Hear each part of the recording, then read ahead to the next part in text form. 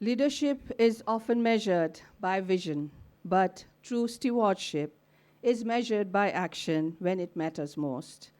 Today, we are honored to have a leader whose commitment to our home state goes far beyond words. Through his remarkable philanthropic leadership, Sri Ranjit Barthakur sir has consistently demonstrated what it means to lead with empathy and purpose. When Assam is facing severe flood adversity, Sir's swift contribution of rupees 1 crore from Rajasthan Royals serve as a powerful pillar of support to the state and all people of Assam. We now arrive at the most anticipated moment of today's ceremony. Having already reflected on the remarkable contributions of Sri Ranjit Barthakur sir to sustainable growth, institutional leadership, I now invite our university mentor and our distinguished guest. I take the honor to invite Sri Ranjit Barthakur sir to the stage and share sir's valuable insights with our new cohort of students. Hi, everybody. Good morning. You know, this may not be the right forum to really discuss what you should be doing, because you should do what you want to do. You see, I think my previous speaker, especially the dean and other people. Sorry, did I get your designation right? Are you the dean? Yeah. So she spoke so well, and everybody else actually spoke so well. You know, when I was young, I read, that what is happiness, And I basically thought that happiness would be, good food, going for holidays, enjoying with your friends. But rudely, as you went through, you didn't want to decry happiness, but you had to search for happiness. You all are very privileged people because you have to develop the concept of this privilege. And this privilege is about the attitude of gratitude. You're staying in an institution which reflects the name in terms of actual doing. So it's Royal Institute in terms of everything that they do, the class, the last mile. So I think for all of you, it is very important to understand that you all have to be grateful to your families, your parents, your society, your community, and for the Pansaris to set up this wonderful institution where you can actually enjoy yourself the way you want and create the pillars of happiness, which actually we created with your family before. So the attitude of gratitude is the first most important thing that is there for all of us. I think when you walk into the Royal University, straight away from home, and this is your first year, you get a sense of freedom. And that kind of freedom comes with responsibility. So I think while the attitude of gratitude is the underlying theme, the sense of responsibility is a real challenge because, at that age, what is responsible? You just do what you feel like, You want to drive your passion, you want to drive your emotion, you want to drive irrationality, and you want to drive rationality. All four things are important for you.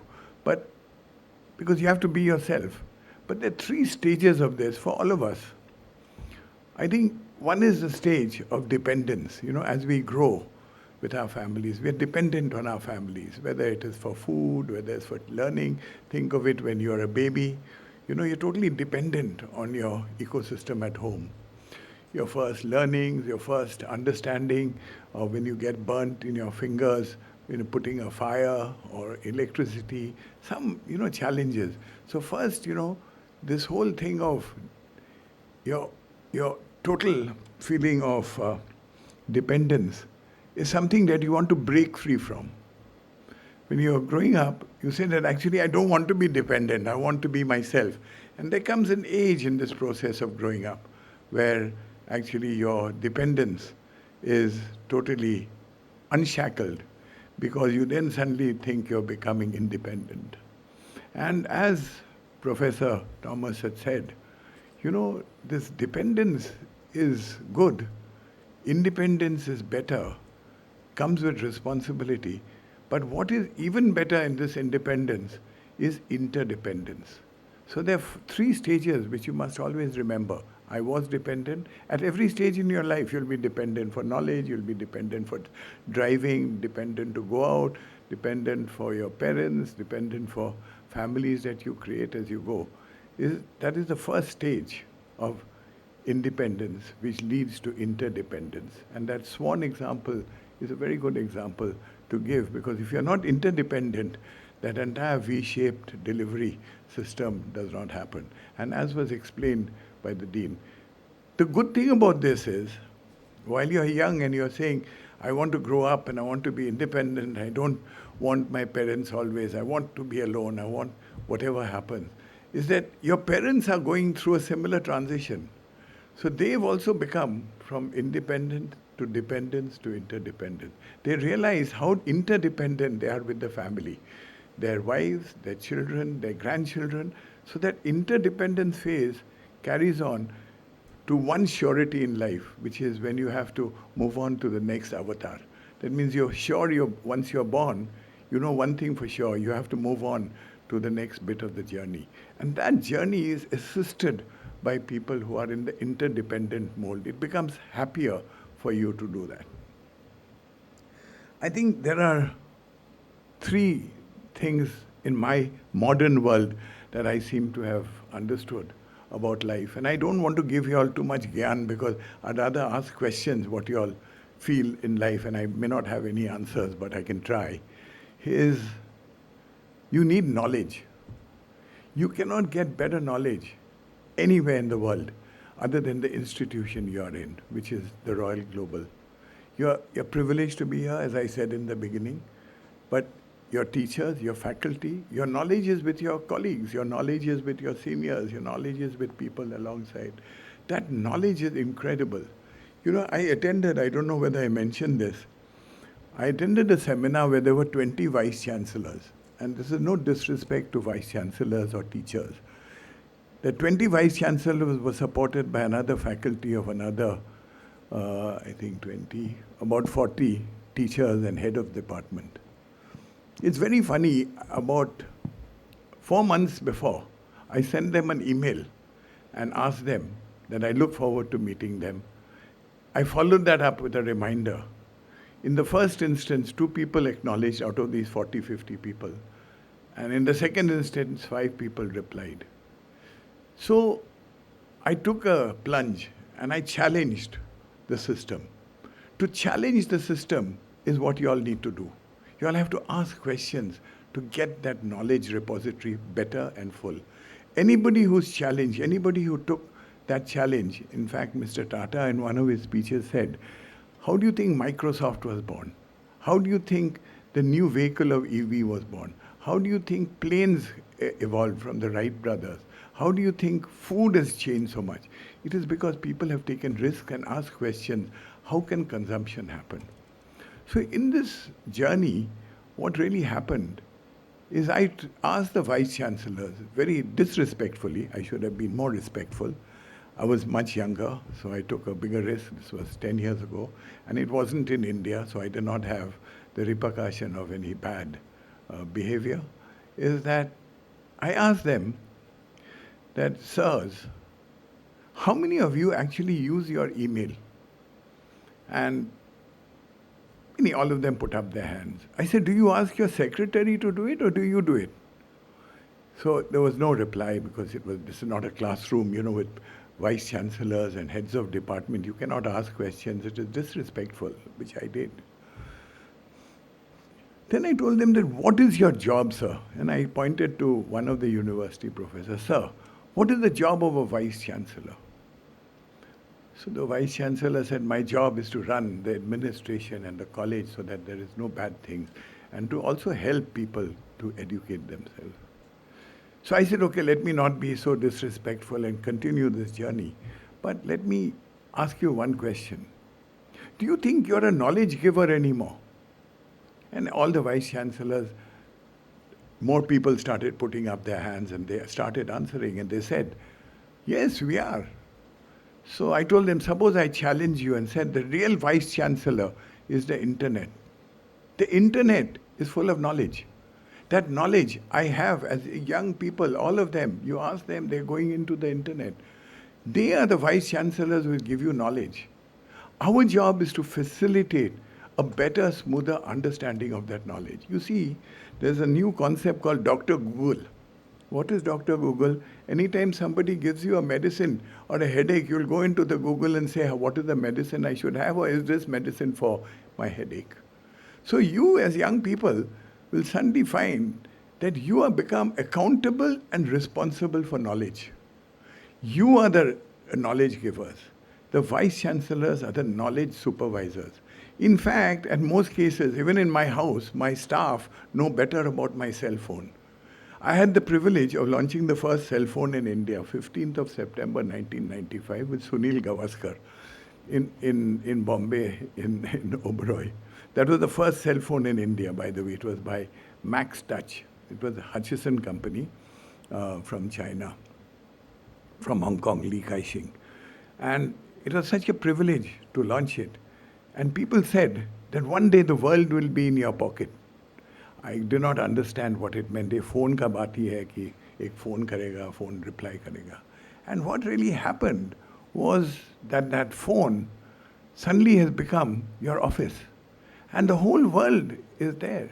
So internet apart from those vice chancellors have now moved on, retired, their children are vice chancellors, I presume, is that they have democratized information. With the democracy of information, you are nobody anymore to say that I'm the gatekeeper of knowledge.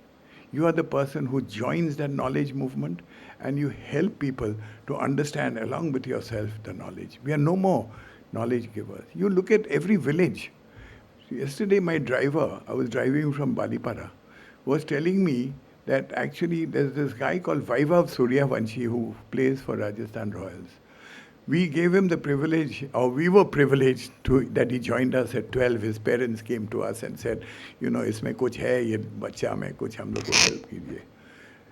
They tried it in other teams, I won't mention, and they rejected him saying he's too young. We took him. Last IPL, except for one prize, he won everything. That is the power of youth. That is the power of knowledge. Because he saw, we asked him, how did you know? He said, मैं TV देखता था. He's from Muzaffarpur. And TV देख के वो सीखा. Then we did not even know that he performed so well. We also did not know. But we gave him the courage to learn. Vice chancellors will have to give you the courage and manage that to learn. My driver is telling me this in the car yesterday. So you think how knowledgeable the driver is about my player who I don't know so much about. He told me aaj mein in Zimbabwe he scored only 81 runs and he went out. I said, what did he do 2 days before? He said he scored nearly 100. So you just think of what is happening to knowledge. There's a dissemination of knowledge. So to all you young people, welcome to this wonderful world of fun. Fun, knowledge, and money. These are the three things that will guide you for the rest of your life. Unfortunately, money plays an important role, and you will not get a chance to dream. There's an old poet, I think it was Robert Browning. He talked about the fact that what is this life if full of care? We have no time to stand and stare, like the cows beneath the boughs. That means that world is gone. And then yesterday in my computer, a very interesting video came. It was the age of AI.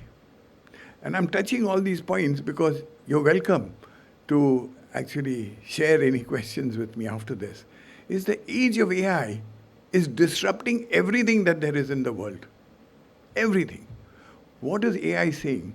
In this discussion between a professor of Harvard and a person who's a blogger, simple. So bloggers have the right to ask questions to people, vice chancellor. I'm not even a postgraduate, by the way. I have just done my BA in Cotton College. And since then, life has been my teacher. And my graduation and post-graduation and doctorate has been because of people like you, all of you, professors, teachers, students. You all have taught me and given me my post-graduation to speak because I've acquired knowledge, because I read. This guy yesterday was saying that you all are all victims of the stare, S-T-A-R-E.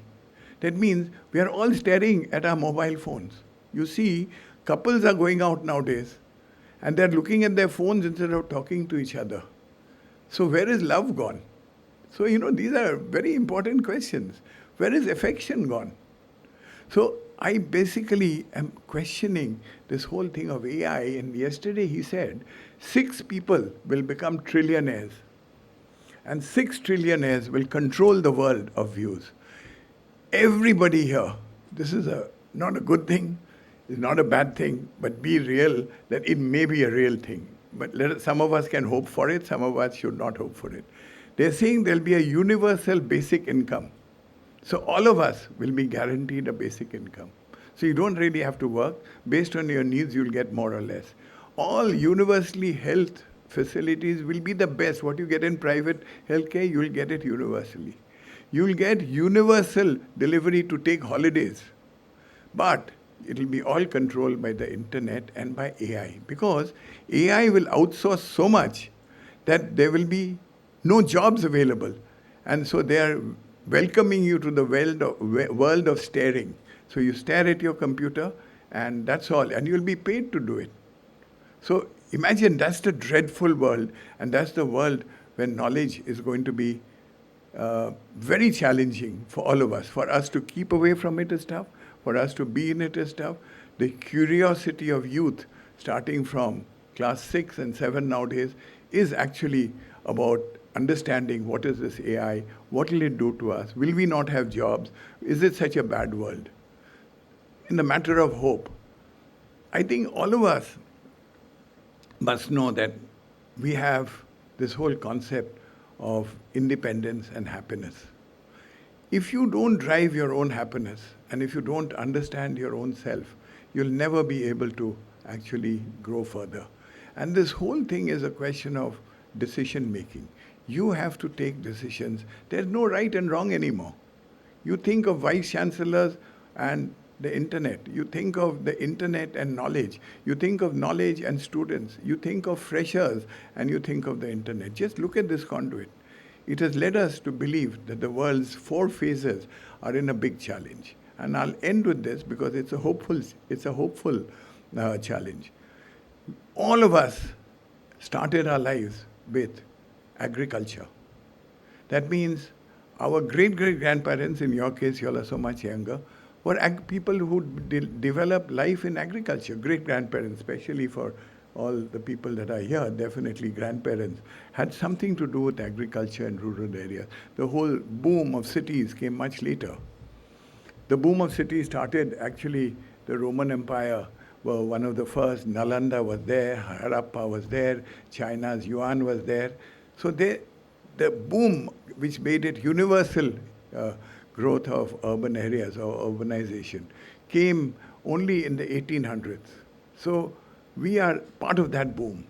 And in that boom, we have to understand that are we really living for tomorrow or are we living for today? So agriculture led us to technology. Agriculture led us to industrialization, let us put it that way. Industrialization happened fast because of energy. Energy means power, energy means cars going, petrol. And that energy was one guy who did it, R.L. Stephenson. He was the guy who actually built a steam engine. And he said, to do better things, we have to move faster. So he said steam engines so that it gave productivity a boost.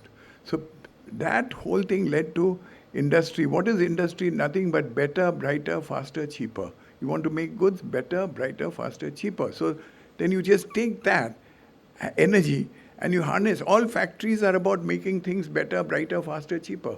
In whatever you define it any way you want. So if you actually are in that phase, then you come to the phase which we all encountered from industrialization. My father was in a tea estate, so that was industrialization of the 1835. That's when it first started, and then went on for steam engine, oil, this, that to make the tea.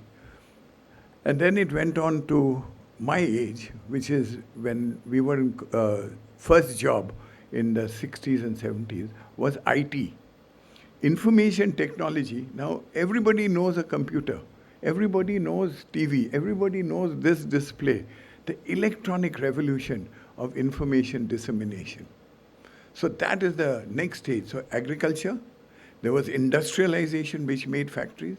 Now we are at the stage where technology is driving most of what we want to do, which is computers, which is also the basis of better, brighter, faster, cheaper, and more accurate. Accuracy is what made IT take success. So even nanosecond will be there. Planes are running on this only because of the fact that of accuracy. So they did not have to calculate fast the plane. Somebody calculated and told him, go 001 left, go 00 starboard. So they will tell him what to do and go. And that is how you all are playing with your computers only because of this. One of these bases of this is the semiconductor plant in Jagi Road. You're part of the real world. That is what Tatas have brought. And that whole semiconductor plant is about this much more finer delivery. And it's called AI and machine learning. You all are in the age, past technology and computers, of machine learning and AI. So we are all now part of that age. So we have to know about that age. There can be no better institute here. What is a happy situation? You're part of an age. So from agriculture to industrialization to technology to doing things which are AI driven and machine learning, where we're making technology even faster and more accurate, is the world we are living in. So welcome to the real world. Welcome to the world of happiness, because all this can give you happiness. Welcome to what you want to do. And welcome to the fact that you can think free and you can act free through knowledge, which is available to you on a click of a button. So welcome, guys. Welcome to the Royal Global. Royal Global, thank you, Pansari ji, the Chancellor, Vice Chancellor, all the teachers, academics, to this bright new world where challenge will be automatic on a subject which we don't understand. And you'll see more and more challenges will come, because it won't be something we know better, it'll be something we don't know. And knowing the unknown will be where happiness will be created. So it's not as dreary as I make it out, but the point is, be prepared. And the whole idea of a welcome lecture is also to tell you how tough the world is going to be, how honest you have to be with yourself, and how responsible you will have to be to take it forward. Thank you, good day, and good luck. Even freshers from all over the world, you all are. This is great. It's truly a global institute.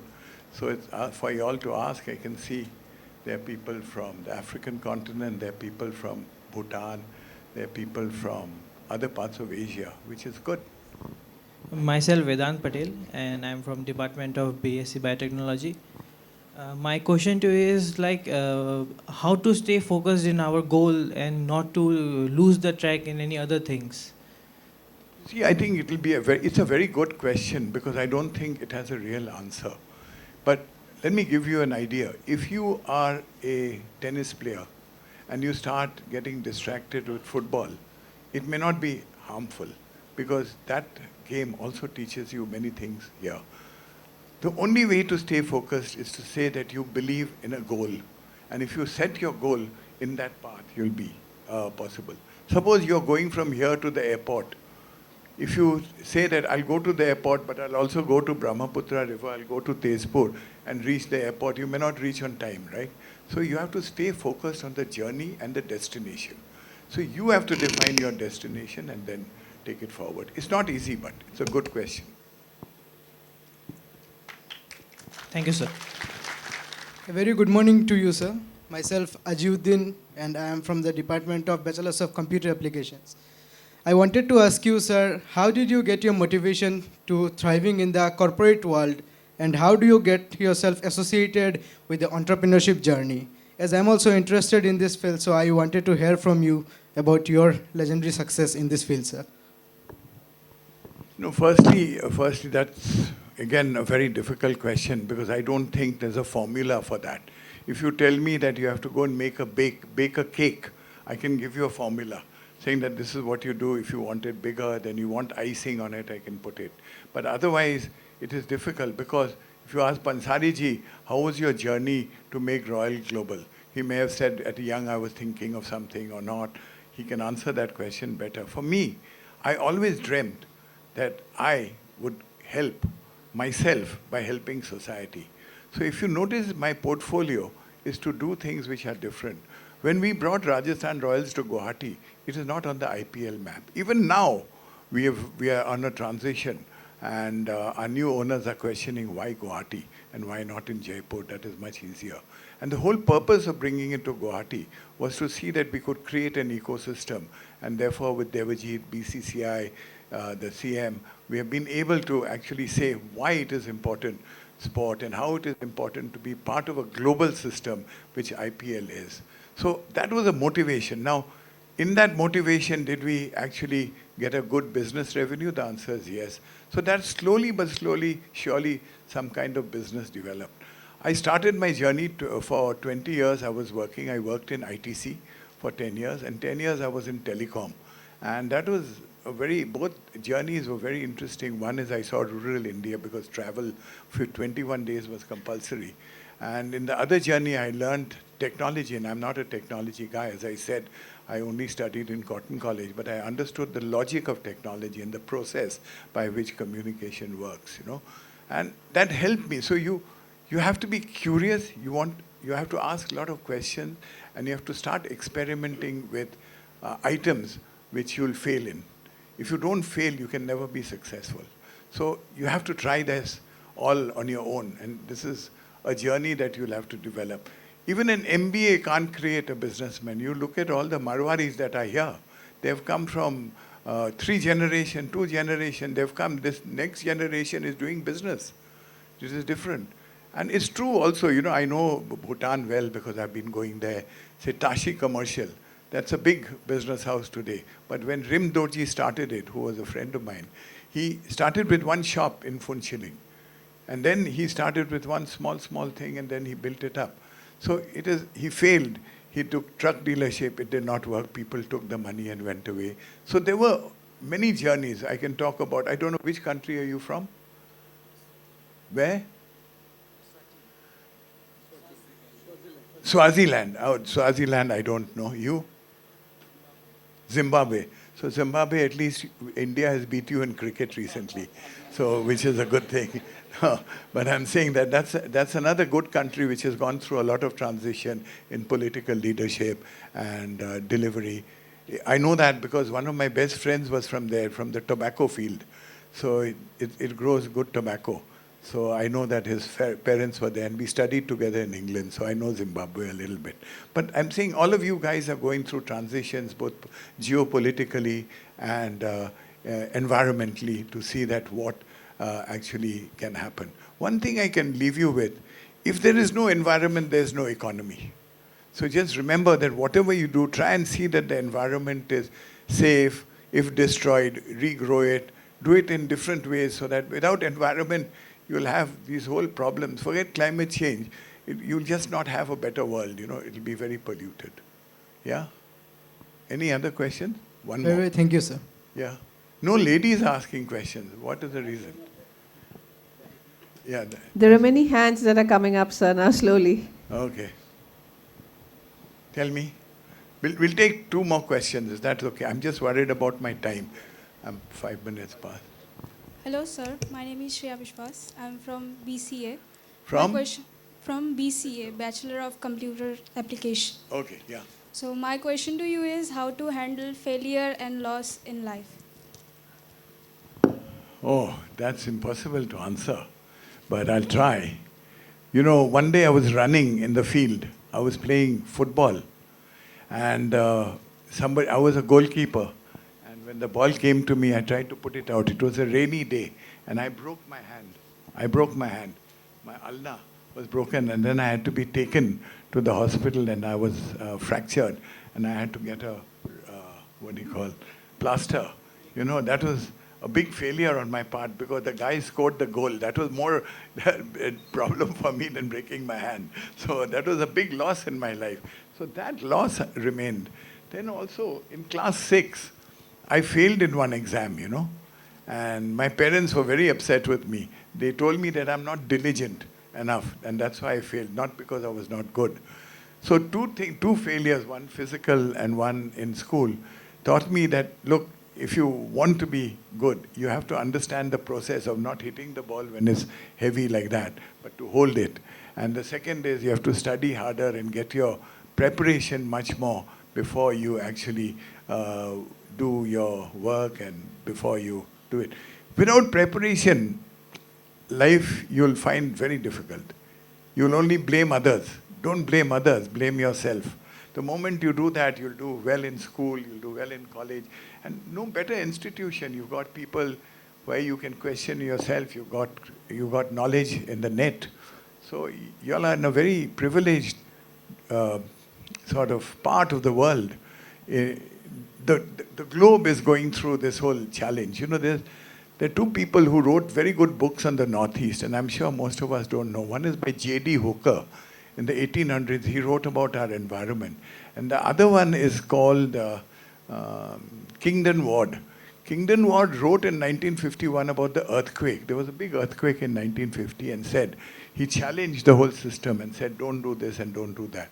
These two books will give you a lot of ideas as to what development can be and how nature can be the future. When you prepare yourself like that and talk, see, that is my subject, right? So I tell people, and the good thing is that nobody has read it, in government. So they look at you amused. Whether I'm right or wrong, andho mein kana raja, So sometimes it helps to just be blind, leading the blind. But that is really what I actually drive and tell people. But you'll succeed. You're asking the right questions. One more? Thank you so much, sir.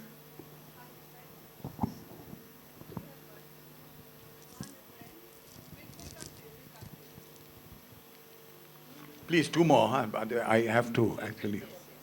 But I prefer this instead of giving you all a full lecture. I would have preferred to just ask you all questions, Yeah. Good morning, sir. My name is Sagarika Medi. I am from BSc Biotechnology.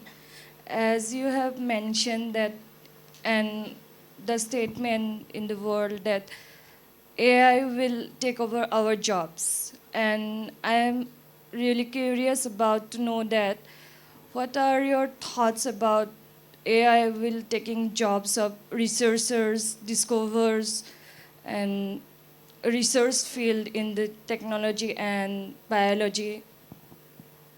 What are your thoughts about AI will take over this? You see, when we were in college, computers, everybody said will take away our jobs. But that did not happen. What happened in some transitions, this happened. Please sit, relax. I'm saying interactions are better when everybody is relaxed, right? When,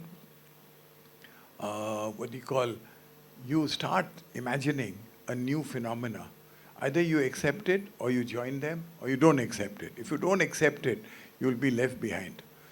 AI will replace jobs. The person who's doing AI, there's a job, right?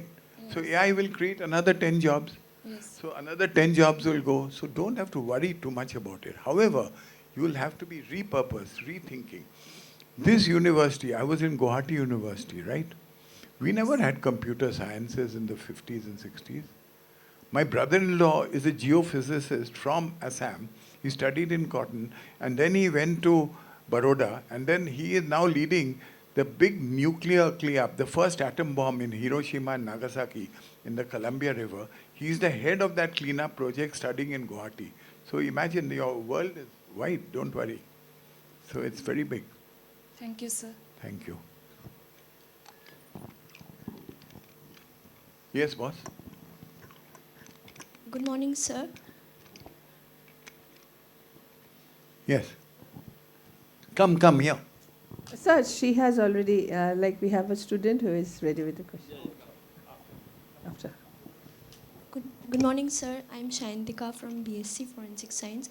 And I wanted to ask you, since you spoke about AI, I wanted to ask you, how do you think AI will affect sports in upcoming years, since you are the chairperson of Rajasthan Royals? And do you think AI, like today people watch AI movies and AI stories and a lot of things like that, do you think the original thrill of watching sports on TV can be replaced by AI, or is there like any demerits to AI that comes to sports? I think AI can't replace anything which is human. Cannot replace. AI can enhance human, but AI will not get rid of human beings. Point one. We use AI in all sport, including in football and in cricket. What do we use AI? You see, when there's a bowler who's bowling, earlier we used to measure it technologically. Now we say, if you take 100 balls to Suryavanshi, you'll see the way he plays. AI will give you an answer to say which ball will make him out, and the other side is which ball he will be able to score a six. So AI enhances performance in sport. AI does not replace it. Can they make AI? Can they make AI use the entire process and system to do a movie? Of course they can, but nobody is stopping you from doing a movie that I'm talking also, no? So that is unrestricted delivery. So, but AI will not take away sports. AI will enhance sport. There may be a time where I'm wrong, that AI will have robotics and they will make robots run. Then that question is not fair, because then human beings are not participating. You are saying that's a robo race. The robots will go and play cricket, not human beings. As long as human beings are there, that will not be replaced. Thank you, sir. You're welcome. Yeah, he's been trying for some time. Hello sir, my name is Thimanjoti Nath and I'm a student of BCA. And my question to you is, as you said, AI is going to take over the human jobs and will create some new jobs. So as a student of IT, what should you do to stay in the industry?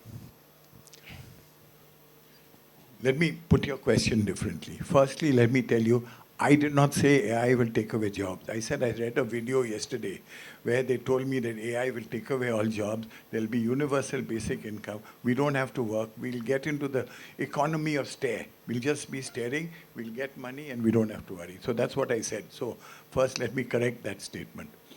Two is that in terms of what you're asking, what you should do, I think you should master and learn what you're doing currently. You don't worry about AI.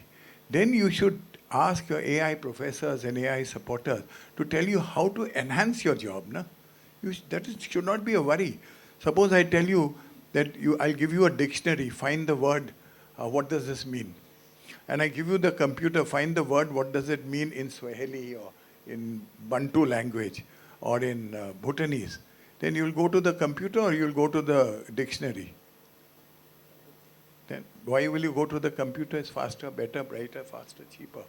So that's what you should do with AI. Use AI productively. Thank you, sir. Okay? Thank you. Thank you, sir, for a truly